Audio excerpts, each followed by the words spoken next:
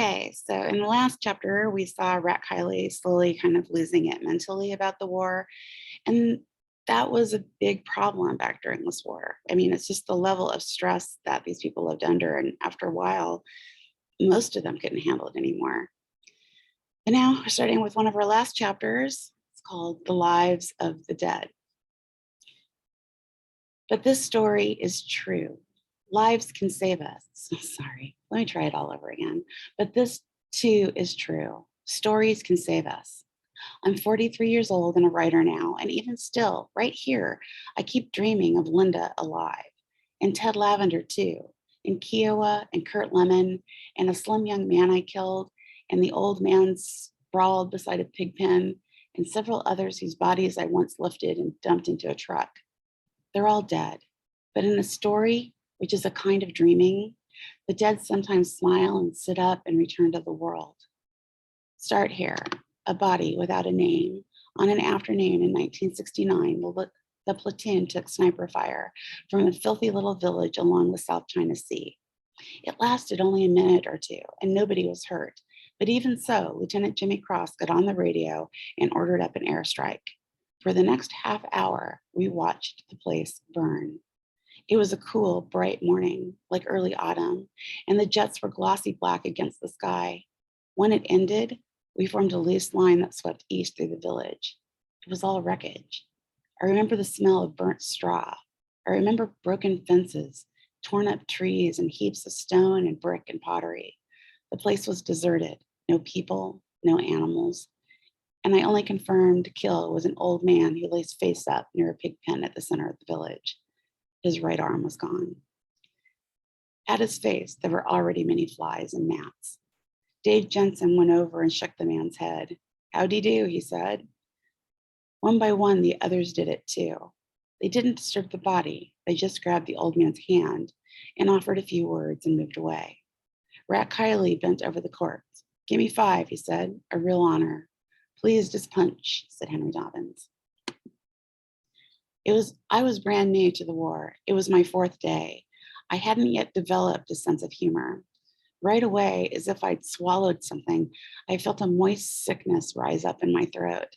I sat down beside the pig pen, closed my eyes, put my head between my knees. After a moment, Dave Jensen touched my shoulder. "Be polite now," he said. "Go introduce yourself. Nothing to be afraid about, just a nice old man. Show a little respect to your elders." "No way." "Maybe it's too real for you?" "That's right," I said. "Way too real." Jensen kept after me, but I didn't go near the body. I didn't even look at it except by accident. For the rest of the day, there was that still sickness inside me, but it wasn't the old man's corpse so much. It was that awesome act of greeting the dead. At one point, I remember they sat the body up against a fence. They crossed his legs and talked to him. "The guest of honor," Mitchell Sanders said, and placed a can of orange slices in the old man's lap. "Vitamin C," he said gently. "A guy's health, that's what's the most important thing." They proposed toasts. They lifted their canteens and drank to the old man's family and ancestors, his many grandchildren, his newfound life after death. It was more than mockery. There was a formality to it, like a funeral without sadness. Dave Jensen flicked his eyes at me. "Hey, O'Brien," he said, "you got a toast in mind? Never too late for manners."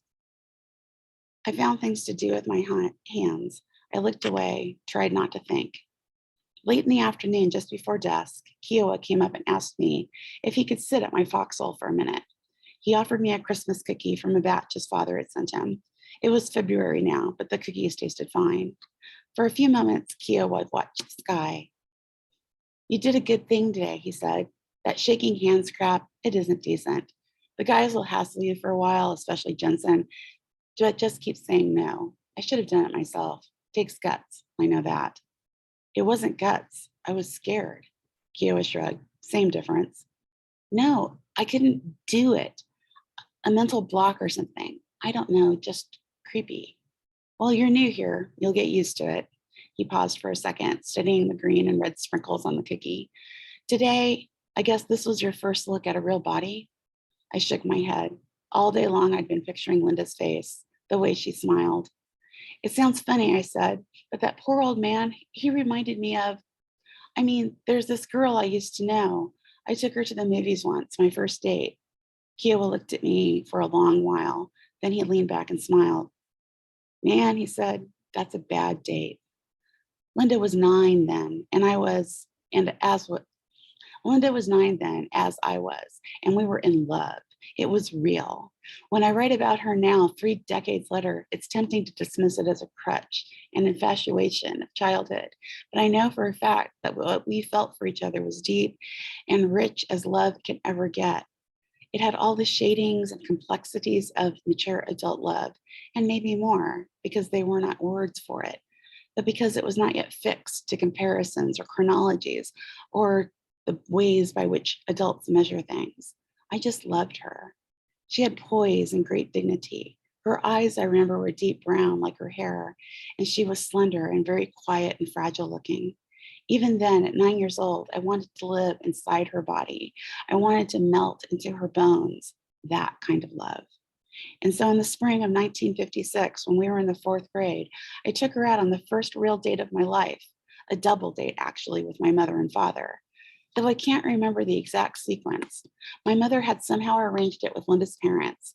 And on that damp spring night, my dad did the driving while Linda and I sat in the back seat and stared out opposite windows, both of us trying to pretend it was nothing special. For me, though, it was very special. Down inside, I had important things to tell her, big, profound things, but I couldn't make any words come out. I had trouble breathing. Now and then I glanced over at her, thinking how beautiful she was. Her white skin, those dark brown eyes, and the way she always smiled at the world. Always, it seemed, as if her face had been designed that way. The smile never went away. That night, I remember she woke and she wore a new red cap, which seemed to me very stylish and sophisticated, very unusual.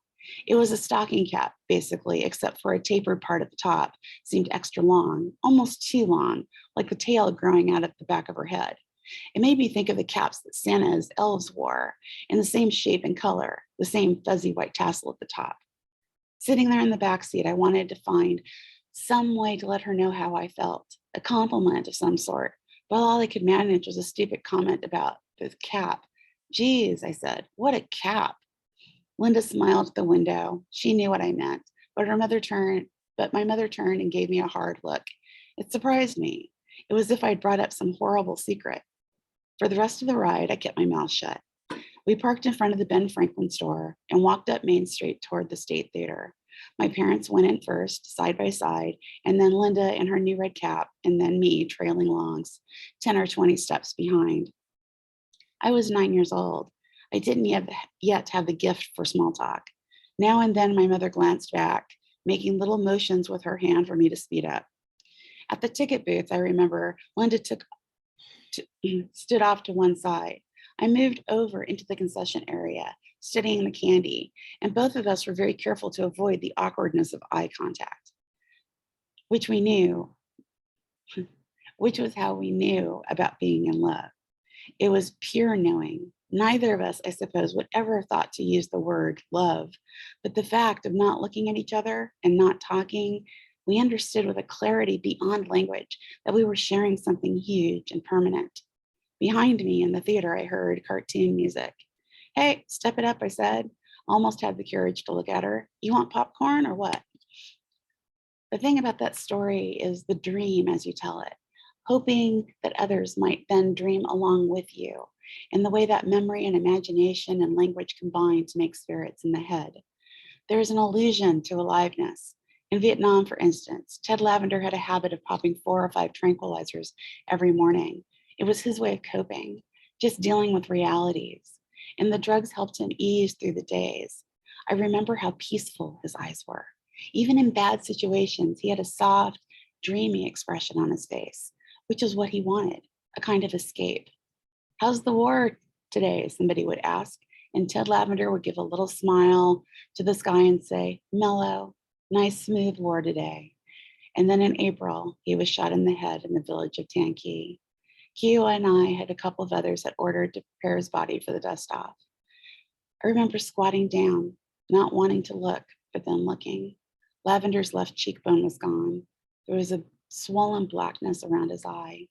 Quickly, trying not to feel anything, we went through the kid's pockets. I remember wishing I had gloves. It wasn't the blood I hated, it was the deadness. We put his personal effects in a plastic bag and tied the bag to his arm. We stripped off the canteens and ammo, all the heavy stuff, wrapped him up in his own poncho and carried him away to a dry paddy and laid him down. And for a while, nobody said much. Then Mitchell Sanders laughed and took over the green plastic and looked over at the green plastic poncho. Hey, Lavender, he said, how's the war today? There was a short quiet. Mellow, somebody said. Well, that's good, Sanders murmured. That's real, real good. Stay cool now. Hey, no sweat. I'm mellow. Just ease on back then. Don't need no pills. We got this incredible chopper on call. This once in a lifetime mind trip.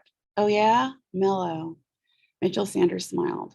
There it is, man. This chopper gonna take you up high and cool. Gonna relax you. Gonna alter your whole perspective on this sorry, sorry shit. We could almost see Ted Lavender's dreamy blue eyes. We could almost hear him. Roger that, someone said. I'm ready to fly. And that was the sound of the wind, the sound of the birds, and the quiet afternoon, which was the world that we were in. That's what a story does. The bodies are animated. You make the dead talk. And sometimes say things like, Roger that, or they say, Timmy, stop crying, which is what Linda had said to me after she was dead. Even now, I can see her walking down the aisle at the Old State Theater in Worthington, Minnesota. I can see her face in profile beside me, the cheek softly lighted by the coming attractions. The movie that night was The Man Who Never Was. I remember the plot clearly, or at least the premise, because the main character was a corpse. That fact alone, I know, deeply impressed me. It was a World War II film. The Allies devised a scheme to mislead Germany about the size of the upcoming landings in Europe. They got their hands on a body, a British soldier, I believe, and dress him up in an officer's uniform, plant fake documents in his pockets, and then dump him in the sea and let the currents wash him to a Nazi beach. The Germans find the documents, the deception wins the war. Even now, I can remember that awful splash as the corpse fell into the sea. I remember glancing over at Linda, thinking it might be too much for her, but in the dim gray light, she seemed to be smiling at the screen. There were little crinkles in her eyes, her lips open and gently curving at the corners. I couldn't understand it. There was nothing to smile at. Once or twice, in fact, I had to close my eyes, but it didn't help much. And then I kept seeing that soldier's body tumbling toward the water, splashing down hard. How inert and heavy it was. How completely dead. It was relief when the movie finally ended. Afterward, we drove to the Dairy Queen at the edge of town. The night had a quilted, weighed down quality, as if somehow burdened, and all around us in Minnesota, prairies reached out in long, repetitive waves of corn and soybeans, everything flat, everything the same. I remember eating ice cream in the back seat of the Buick and a long blank drive on the dark, and then pulling up in front of Linda's house. Things must have been said, but it's all gone now except for the last few images. I remember walking her to the front door. I remember the brass porch light with its fierce yellow glow, my own feet, the juniper bushes along the front steps, the wet grass, Linda close beside me. We were in love. 9 years old, yes, but it was real love. And now we were alone on those front steps. Finally, we looked at each other. Bye, I said. Linda nodded and said, bye. Over the next few weeks, Linda wore a new red cap to school every day. She never took it off, not even in the classroom. So it was inevitable that she took some teasing about it. Most of it came from a kid named Nick Vhoff. Out on the playground during recess, Nick would creep up behind her and make a grab for the cap, almost yanking it off, then scampering away. It went on like that for weeks. The girls giggling, the guys egging them on. Naturally, I wanted to do something about it, but it just wasn't possible. I had my reputation to think about. I had my pride. And there was also the problem of Nick Vhoff. I stood off to the side, just a spectator, wishing I could do things that I couldn't do. I watched Linda clamp down on the cap with the palm of her hand, holding it there, smiling over Nick's direction if none of it had really mattered. For me, though, it did matter. It still does. I should have stepped in. Fourth grade was no excuse. Besides, it got easier with time. And 12 years later, when Vietnam presented much harder choices, some practice at being brave might have helped a little. Also, too, I might have stopped what happened next. Maybe, but at least it's possible. Most of the details I've forgotten or maybe blocked out, but I don't know. It was an afternoon in late spring, and we were taking a spelling test. And halfway into the test, Nick Vienoff held up his hand and asked to use the pencil sharpener. Right away, a couple of kids laughed. No doubt he'd broken the pencil on purpose, but wasn't it something you could prove? And so the teacher nodded and told him to hustle it up, which was a mistake. Out of nowhere, Nick developed a terrible limp. He moved in slow motion, dragging himself to the pencil sharpener and carefully slipping his pencil and then grinding away forever. At the time, I suppose it was funny. But on the way back to his seat, Nick took a shorter detour. He squeezed between two desks, turned sharply right, and moved up the aisle toward Linda. I saw him grin at one of his pals. In a way, I already knew what was coming. As he passed Linda's desk, he dropped the pencil, squatted down to get it, and when he came up, his left hand slipped behind her back. There was a half-second's hesitation. Maybe he was trying to stop himself. Maybe then, just briefly, maybe he felt some approximation of guilt, but it wasn't enough. He took hold of the white tassel, stood up, and gently lifted off her cap. Somebody must have laughed. I remember a short, tinny echo. I remember Dick Venoff trying to smile. Somewhere behind me, a girl said, "Oh," or something, some sound like that. Linda didn't move. Even now, when I think back on it, I can still see the glossy whiteness of her scalp. She wasn't bald, not quite, not completely. There were some tufts of little hair, little patches of grayish brown fuzz. But what I saw then, and I keep seeing now, is all the whiteness, a smooth, pale, translucent white. I could see the bones and veins. I could see the exact structure of her skull. There was a large Band-Aid at the back of her head, a row of black stitches, a piece of gauze taped over her left ear. Nick Vienoff took a step backwards. He was still smiling, but the smile was doing strange things. The whole time, Linda stared straight ahead, her eyes locked on the blackboard, her hands loosely folded in her lap. She didn't say anything. After a time, though, she turned and looked at me across the room. It lasted only a moment, but I had a feeling that whole conversation was happening between us. "Well," she was saying, and I was saying, "Sure, okay." Later on, she cried for a while. The teacher helped her put the cap back on, and we finished the spelling test and did some finger painting. And after school that day, Nick Vienoff and I walked her home. It's now 1990. I'm 43 years old, which would have seemed impossible to a fourth grader. And yet, when I look at a photograph of myself in 1956, I realize that in the important ways, I haven't changed at all. I was Timmy then, but now I'm Tim. But the essence remains the same. I'm not fooled by the baggy pants or crew cut or happy smile. I know my own eyes. And there is no doubt that Timmy smiling at the camera is the Tim I am now. Instead, the boy, or beyond the body, there's some absolute and unchanging. The human life is all one thing, like a babe tracing a loop of ice, a little kid, a 23-year-old infantry sergeant, a middle-aged writer knowing guilt and sorrow. As a writer now, I want to save Linda's life, not her body, her life. She died, of course, 9 years old, and she died. It was a brain tumor. She lived through the summer and into the first part of September, and then she was dead. But in a story, I can steal her soul. I can revive, or at least briefly, that which is absolute and unchanging. In a story, miracles can happen. Linda can smile and sit up. She can reach out and touch my wrist and say, "Timmy, stop crying." I needed that kind of miracle. At some point, I came to understand that Linda was sick, maybe even dying, but I loved her and I just couldn't accept it. In the middle of summer, I remember my mother tried to explain to me about brain tumors. Now and then, she said, bad things start growing inside us. Sometimes you can't cut them out and sometimes you can't. But for Linda, it was one of the times when you can't. I thought about it for several days. "All right," I finally said, "so she will get better now?" "Well, no," Mother said, "I don't think so." She stared at a spot beyond my shoulder. "Sometimes people don't ever get better. They die sometimes." I shook my head. "Not Linda," I said. But on a September afternoon during noon recess, Nick Vienoff came up to me on the school playground. "Your girlfriend," he said. "She kicked the bucket." First, I didn't understand. "She's dead," he said. "My mom told me at lunchtime. No lie, she actually kicked the goddamn bucket. All I could do was nod. Somehow didn't quite register. I turned away, glanced down at my hands for a second, and then walked home without telling anyone. It was a little after 1 o'clock, I remembered, and the house was empty. I drank some chocolate milk and then lay down on the sofa in the living room. Not really sad, just floating, trying to imagine what it was to be dead. Nothing much came to me. I remember closing my eyes and whispering her name, almost begging, trying to make her come back. Linda, I said, please. And then I concentrated. I willed her alive.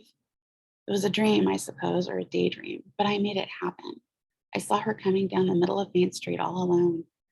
It was nearly dark and the street was deserted, no cars or people. Linda wore a pink dress and shiny black shoes. I remember sitting down on the curb to watch. All her hair had grown back. Her scars and stitches were gone. In the dream, if that's what it was, she was playing some game of a sort, laughing and running up the empty street, kicking a big aluminum water bucket. Right then, I started to cry. After a moment, Linda stopped and carried her water bucket over to the curb and asked why it was so sad. Well, God, I said, you're dead. Linda nodded at me. She was standing under a yellow streetlight. A 9-year-old, just a kid. And yet there was something ageless in her eyes. Not a child, not an adult, just a bright, ongoing everness. That same pinprick of absolute lasting life that I see today in my own eyes as Timmy smiles at Tim from the graying photographs of that time. Dead, I said. Linda smiled. It was a secret smile, as if she knew some things nobody else could ever know. And she reached out and touched my wrist and said, Timmy, stop crying. It doesn't matter. In Vietnam, too, we had a way of making the dead seem not quite so dead. Shaking hands was one way. By slighting death, by acting, we pretend it's not a terrible thing it was. By our language, which was both hard and wistful, we transformed the bodies into piles of waste. Thus, when someone got killed, as Kurt Lemon did, his body was not really a body, but rather one small bit of waste in the midst of so much wider wastage. I learned that words make a difference. It's easier to cope with a kicked bucket than a corpse, even if it isn't human. It doesn't matter much if it's dead. And so a VC nurse, fried by napalm was a crispy critter. A Vietnamese baby, which was lay nearby, was a roasted peanut. Just a crunchy munchy, Rat Kiley said as he stepped over the body. We kept the dead alive with stories. When Ted Lavender was shot in the head and the men talked about how they'd never seen him so mellow, how tranquil he was, how it wasn't the bullet but the tranquilizers that blew his mind. He wasn't dead, just laid back. There were Christians among us like Kiowa who believed in the New Testament stories of life after death. Other stories were passed down like legends from old timer to newcomer. Mostly, though, we had to make up our own. Often they were exaggerated or blatant lies, but it was a way of bringing body and soul back together, or a way of making new bodies for souls to inhabit. There was a story, for instance, about how Kurt Lemon had gone trick-or-treating on Halloween. A dark, spooky night, and so Lemon put on a ghost mask, painted up his whole body different colors, and crimped across the patio to a sleeping village. Almost stark naked, the story went, just boots and balls and an M16. And in the dark, Lemon went from hooch to hooch, ringing doorbells, he called it. A few hours later, he slipped back into the perimeter. He had a whole sack full of goodies to share with his pals. Candles and joss sticks, a pair of black pajamas, and statuettes of smiling Buddha. That was the story anyway. Other versions were much more elaborate, full of descriptions and scraps of dialogue. Rat Kiley liked to spice it up with extra details. See, what happens is it's like 4 a.m. and Lemon sneaks into the hooch with his weird ghost mask on. Everybody's asleep, right? He wakes up this cute little mama-san, tickles her foot. Hey, mama-san, he goes real soft like, hey, mama-san, trick or treat.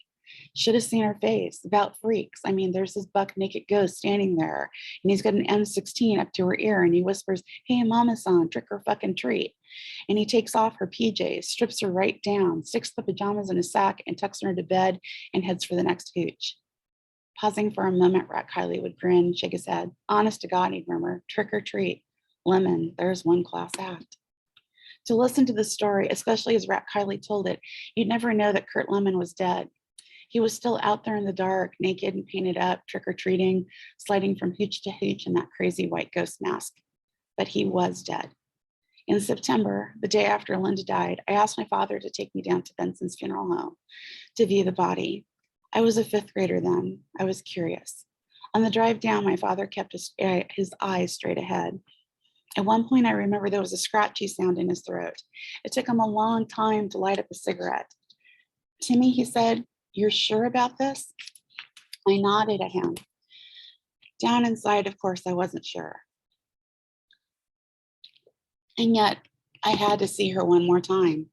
What I needed, I suppose, was some sort of final confirmation, something to carry with me after she was gone. We parked in front of the funeral home. My father took me and looked at me. "If this bothers you," he said, "just say the word. We'll make a quick getaway. Fair enough?" "Okay," I said. "So, or if you start to feel sick or anything." "I won't," I told him. Inside, the first thing I noticed was the smell, thick and sweet, like something sprayed out of a can. The viewing room was empty except for Linda, my father, and me. I felt a rush of panic as I walked up the aisle. The smell made me dizzy. I tried to fight it off, slowing down a little, taking short, shallow breaths through my mouth. At the same time, I felt a funny excitement, anticipation in a way, that same awkward feeling as when I walked up the sidewalk to ring the doorbell on our first date. I wanted to impress her. I wanted things to happen between us, a secret signal of some sort. The room was dimly lighted, almost dark, but at the end of the far aisle, Linda's white casket was illuminated by a row of spotlights at the ceiling. Everything was quiet. My father put his hand on my shoulder, whispered something, and backed off. After a moment, I edged forward a few steps, pushing up on my toes for a better look. It didn't seem real. A mistake, I thought. The girl lying in the white casket wasn't Linda. There was a resemblance, maybe, but where Linda had always been slender and fragile looking, even skinny, the body in the casket was fat and swollen. For a second, I wondered if someone had made a terrible blunder, a technical mistake, pumped her full of too much formaldehyde or embalming fluid or whatever they used. Her arms and face were bloated. Her skin at her cheeks was stretched out tight like rubber on the skin of a balloon just before it pops open. Even her fingers seemed puffy. I turned and glanced behind me where my father stood, thinking that maybe it was a joke, hoping it was a joke, almost believing that Linda would jump out from behind the curtains and laugh and yell out my name. But she didn't. The room was silent. When I looked back at the casket, I felt dizzy again. In my heart, I'm sure I knew this was Linda, but so I couldn't find much to recognize. I tried to pretend she was taking a nap, her hands folded at her stomach, just sleeping away the afternoon, except she didn't look asleep. She looked dead. She looked heavy and totally dead. I remember closing my eyes, and after my father stepped up beside me, "Come on now, let's go get some ice cream." In the months after Ted Lavender died, there were many other bodies. I never shook hands, not that. But one afternoon, I climbed a tree and threw down what was left of Kurt Lemon. I watched my friend Kiowa sink into the muck along the song Trabong. And in early July, after a battle in the mountains, I was assigned to the 6-man detail to police up enemy KIA, killed in action. There were 27 bodies altogether and parts of several others. The dead were everywhere. Some lay in piles, some lay alone. One I remember seemed to kneel. Another was bent at the waist over a small boulder, the top of his head on the ground, his arms rigid, the eyes squinting in concentration, as if he were about to perform a handstand or somersault. It was my worst day at the war. For 3 hours, we carried the bodies down the mountain to a clearing alongside a narrow dirt road. We had lunch there, then a truck pulled up, and we worked in 2-man teams to load the truck. I remember swinging the bodies up. Mitchell Sanders took the man's feet. I took the arms. We counted to 3, working up momentum, and then we tossed the body high and watched it bounce and come to rest among the other bodies. The dead had been dead for more than a day. They were all badly bloated. Their clothing was stretched tight like sausage skins. When we picked them up, some made sharp burping noises as the gases were released. They were heavy. Their feet were bluish green and cold. The smell was terrible. At one point, Mitchell Sanders looked at me and said, "Hey man, I just realized something." "What?" He wiped his eyes and spoke very quietly, as if awed by his own wisdom. Death sucks, he said. Lying in bed at night, I make up elaborate stories to bring Linda back alive in my sleep. I invented my own dreams. It sounds impossible, I know, but I did it. I'd picture someone's birthday party, a crowded room. I'd think a big chocolate cake with pink candles, and then soon I'd be dreaming it. And after a while, Linda would show up, and I knew she would. And in the dream, we would look at each other and not talk much because we were shy. But then later, I'd walk her home, and we'd sit on her front steps and stare into the dark and just be together. She'd say amazing things sometimes. Once you're alive, she said, you can't ever be dead. Or she'd say, do I look dead? It was a kind of self-hypnosis, partly willpower, partly faith, which is how stories arrive. But back then it felt like a miracle. My dreams had become a secret meeting place. And in the weeks after she died, I couldn't wait to fall asleep at night. I began going to bed earlier and earlier, sometimes even in the bright daylight. My mother, I remember, finally asked about it at breakfast one morning. Timmy, what's wrong? She said.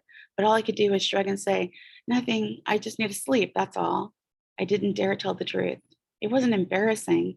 I suppose it was a precious secret, like a magic trick, where if I tried to explain it or even talk about it, the thrill and mystery would be gone. I didn't want to lose Linda. She was dead. I understood that. After all, I'd seen her body. Yet even as a 9-year-old, I had begun to practice the magic of stories. Some I just dreamed up, others I wrote down, the scenes and dialogue. And at nighttime, I'd slide into sleep knowing that Linda would be there waiting for me. Once, I remember she went ice skating late at night, tracing loops and circles under the yellow floodlights. Later, we sat at a wooden stove in the warming house, all alone. And after a while, I asked her what it was like to be dead. Apparently, Linda thought it was a silly question. She smiled and said, do I look dead? I told her no, she looked terrific. I waited a moment and then asked, and Linda made a soft little sigh. I could smell her wool mittens drying on the stove. For a few seconds, she was quiet. Well, right now, she said, I'm not dead. But when I am, it's like, I don't know, I guess it's like being inside a book that nobody's reading. A book, I said, an old one. It's up on a library shelf, so you're safe and everything. But the book hasn't been checked out for a long, long time. All you can do is wait. Just hope somebody will pick it up and start reading. Linda smiled at me. Anyhow, it's not so bad, she said. I mean, when you're dead, you just have to be yourself. She stood up and put on her red stocking cap. This is stupid. Let's go skate some more. So I followed her down to the frozen pond. It was late and nobody else was there. We held hands and skated almost all night under the yellow lights. And then it becomes 1990. I'm 43 years old and a writer now, still dreaming Linda alive in exactly the same way. Though she's not the embodied Linda, she's mostly made up with a new identity and new name, like the man who never was. Her real name doesn't matter. She was 9 years old. I loved her and then she died. And yet right here in the spell of memory and imagination, I can still see her through the ice, as if I'm gazing into some other world, a place where there are no brain tumors, no funeral homes, where there are no bodies at all. I can see Kiowa and Ted Lavender and Kurt Lemon, and sometimes I can see Timmy skating with Linda under the yellow floodlights. I'm young and happy. I'll never die. I'm skimming across the surface of my own history, moving fast, writing the melt between the blades, doing loops and spins. And when I take a high leap into the dark and come down 30 years later, I realize it says Tim, trying to save Timmy's life with story. Okay, so now we know how Tim really feels about storytelling. Storytelling is creating life out of something that has been. It's creating meaning out of things that have been. It's creating feeling and attempting to make the person who is reading the story understand and feel what life was at that moment. And I want you to keep those things in mind as you are writing your little memoir. The detail, the accuracy of details is not totally complete, is not totally necessary to be completely correct. It just needs to be there in a way that makes the story real and creates that emotion for the reader.